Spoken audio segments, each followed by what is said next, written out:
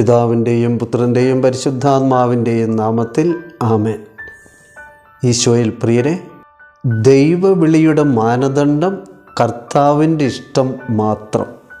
വിശുദ്ധ മർക്കോസ് 3 ഈശോ അപ്പസ്തോലന്മാരെ തിരഞ്ഞെടുക്കുന്നതിനെക്കുറിച്ച് തനിക്കിഷ്ടമുള്ളവരെ അടുത്തേക്ക് വിളിച്ചു.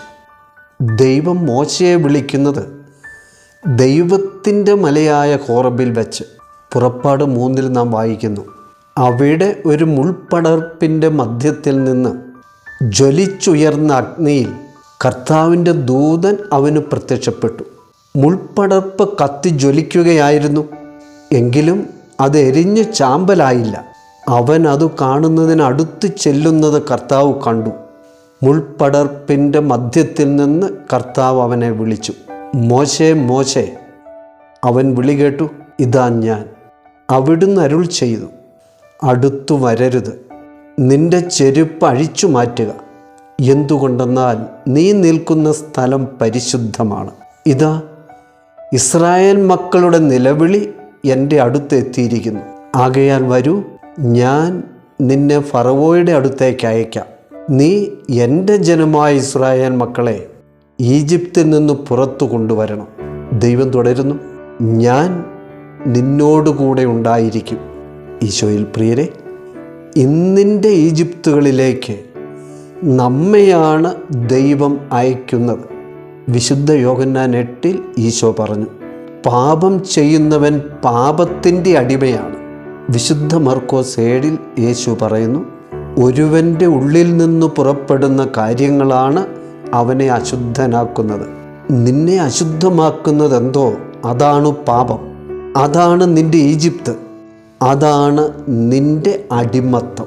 സഹോദരങ്ങളെ, മോശ ഈജിപ്തിൽ നിന്ന് പ്രാണരക്ഷാർത്ഥം ഓടി അകന്നപ്പോഴാണ് ദൈവം വിളിച്ച് അടിമത്തത്തിലായിരിക്കുന്ന സ്വജനത്തെ മോചിപ്പിക്കുവാൻ തിരികെ അയക്കുന്നത്. മോശ വിക്കനാണെന്ന് പലവട്ടം പറഞ്ഞിട്ടും കർത്താവ് സമ്മതിച്ചില്ല. ദൈവമായ കർത്താവ് ഏൽപ്പിക്കുന്ന ദൗത്യത്തോട് അനേകരുടെ മോചനത്തിനും രക്ഷയ്ക്കും വേണ്ടി സഹകരിക്കേണ്ടത് എങ്ങനെയെന്ന് മോശയിൽ നിന്ന് നാം പഠിക്കണം.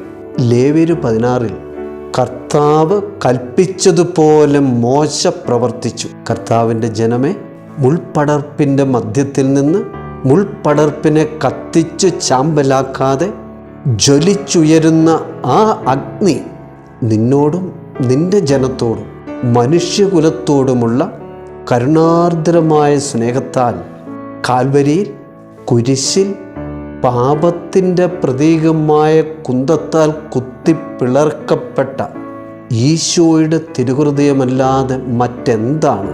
കുത്തിപ്പിളർക്കപ്പെട്ടിട്ടും നിന്നോടുള്ള സ്നേഹത്താൽ കത്തിജ്വലിക്കുന്ന ദിവ്യകാരുണ്യമാകുന്ന ആ സ്നേഹാഗ്നിയിലേക്ക്, കരുണാർദ്രമായ ഹൃദയത്തിലേക്ക്, യേശുക്രിസ്തുവിൻ്റെ പക്കലേക്ക്, യഥാർത്ഥ സ്വാതന്ത്ര്യത്തിലേക്ക് എത്തിച്ചേരാൻ മോശയെ മാതൃകയാക്കണമല്ലോ.